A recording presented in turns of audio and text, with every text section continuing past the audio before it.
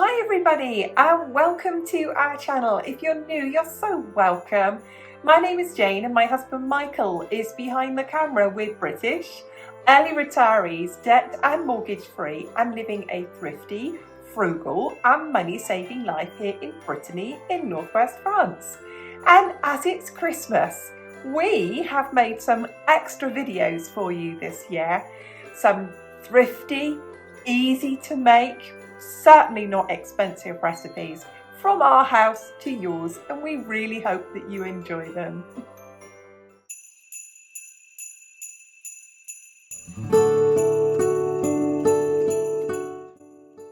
So first of all, I'm going to run through my ingredients. To make pastry, it's a very simple mixture, but a rich mixture of flour, butter, some icing sugar and an egg. Icing sugar is glacé sugar or confectioner's sugar or powdered sugar. So that's the pastry. So I'm obviously making mine gluten-free, so mine will have gluten-free flour, xanthan gum, butter, egg, cold water and some icing sugar. Then to go into my lemon meringue, actually itself will be lemons and corn flour. I don't know if corn flour and corn starch are the same, but lemons and corn flour.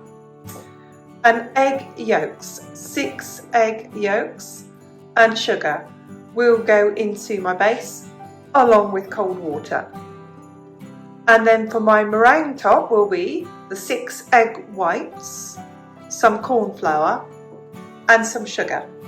And that's it. So what you can see here is the entire ingredients for a lemon meringue pie.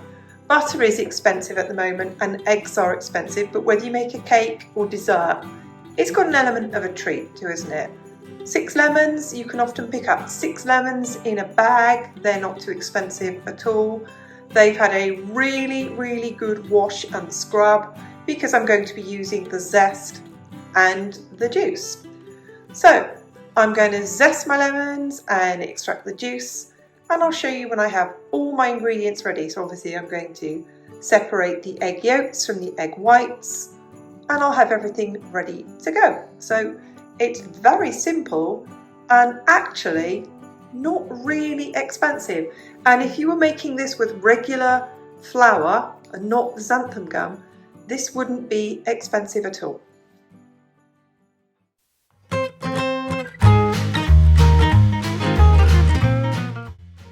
In my food processor, I have my flour, my cold cubes of butter, my xanthan gum, my 2 tablespoons of icing sugar, and ready in the jug is 1 beaten egg with a little bit more of cold water.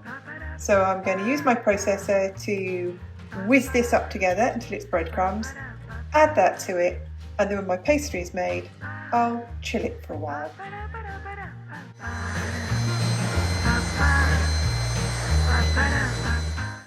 It's getting close, so you can see that now. When you want a nice crumbly short crust pastry, one of the reasons you have the butter very cold like this is so you can see it stays in tiny lumps. And then as it cooks, that butter melts, making flakes in the pastry. So there you go, just a few seconds. I don't do it by hand because my hands warm it up. I'm now going to add the egg and the water, do the same again, and I'll show you the pastry.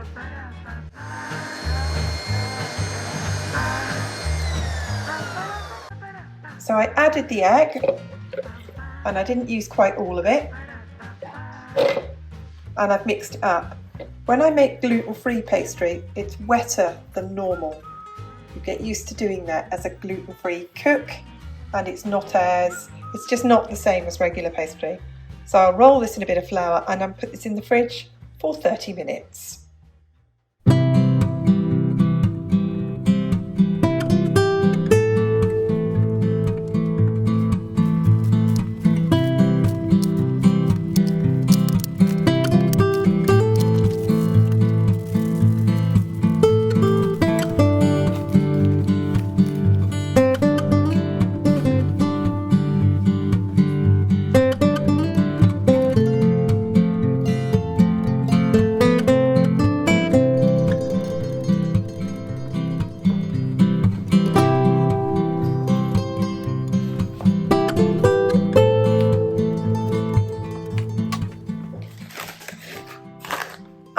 chilled my pastry, and you can see I haven't trimmed it.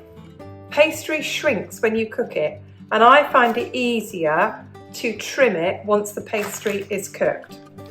So I'm going to blind bake this. I'm just going to put a few holes in it.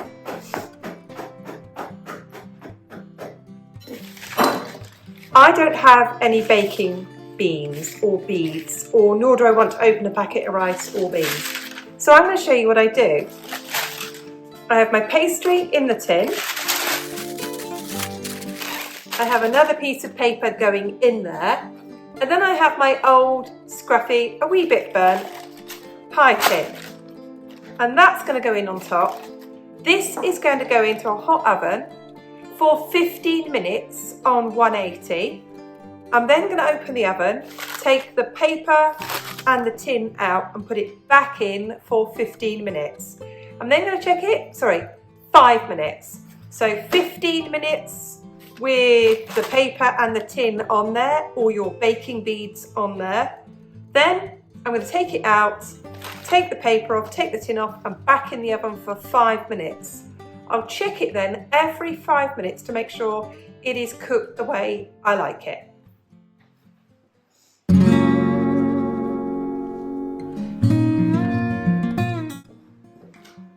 I have in my bowl my lemon zest and my corn flour, and I'm going to blend in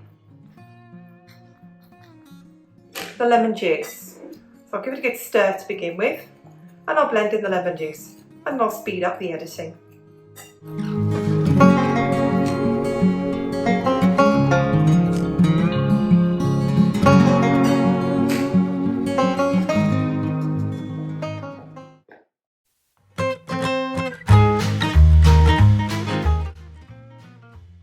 So here's the rest of my ingredients. I have my corn flour, lemon juice and zest all mixed together in a bowl. In this bowl I'm going to beat together the 6 egg yolks and the sugar. I have on a pan on the stove the water, which I will bring to the boil. I will then add in this to make I can only call it a lemony custard, like a sauce, and I'll show you as I make that when I do it.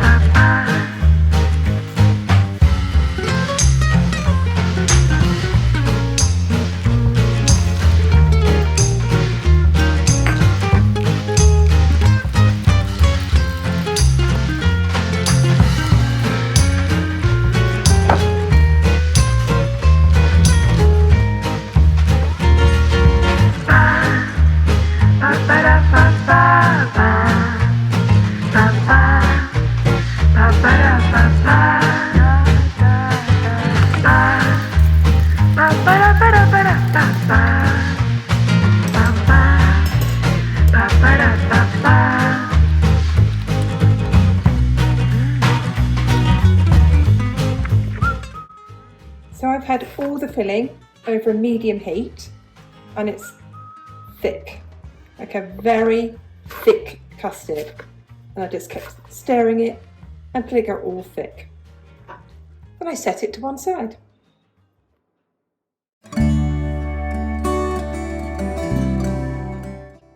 So now I have my egg whites in a bowl, and I'm going to whisk those with my hand whisker for ages, and it just takes ages. I'm not even going to film it. It takes about 10 minutes of whisking it. And then I'm going to add in my sugar and then whisk it again. And then I'm going to add in my corn flour and whisk it again.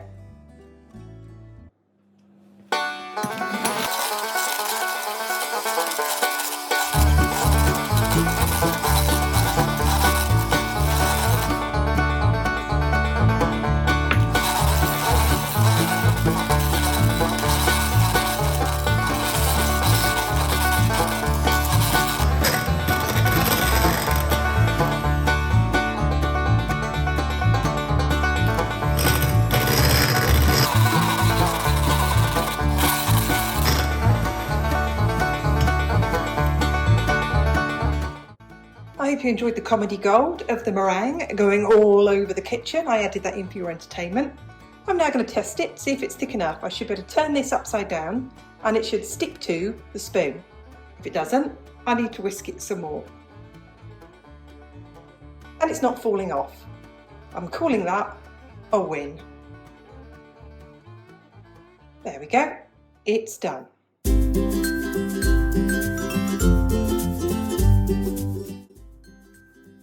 So I have my oven turned down to 170. I've poured my lemon pie, meringue pie filling in, and I'm just about to put the meringue on top.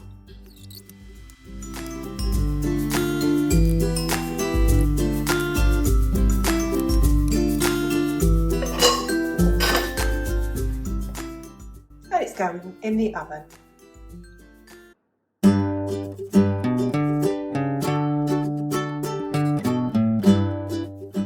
So it's just out the oven. I've got it on my baking tray and I'm going to leave it to go completely cold. When you make your own lemon meringue, sometimes it will split a bit, it might weep a bit, but it's homemade. It's not from a bakery. And as you saw from the ingredients, there are absolutely zero artificial baking aids or ingredients in it. So it looks darker than it is. Often when you buy, seems it's nice and white there. When you buy a meringue from the bakery, it's often what's called Swiss meringue or Italian meringue. And this is just natural meringue and it's, you can hear it. Ooh, and I've cracked it a bit with my finger, don't worry. I'll eat that bit, didn't see that. Comedy gold, there you go. So there it is, straight out the oven. It's fluffy, it's wobbly, and when it's cold, we're going to cut ourselves a slice, but it's going to take about an hour to 2 hours to completely cool down. And don't worry, when you make it at home, this does shrink a bit.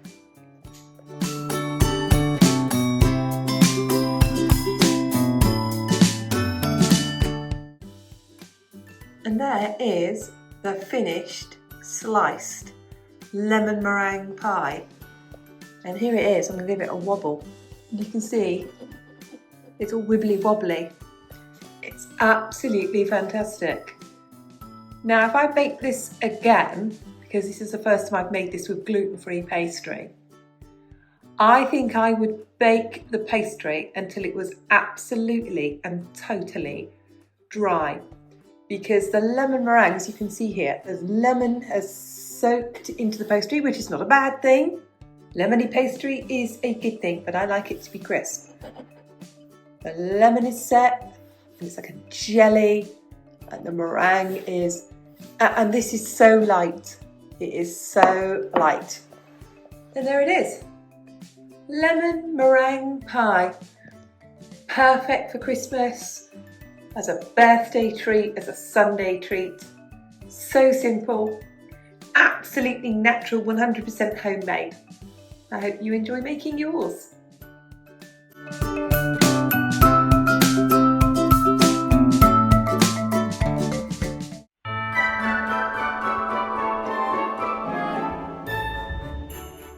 Thank you so much for watching. We really hope you enjoyed the video, and if you did, could you hit the like button please? We love all of your comments and we read every single one of them. From Mike and I, thanks so much for watching. Bye for now.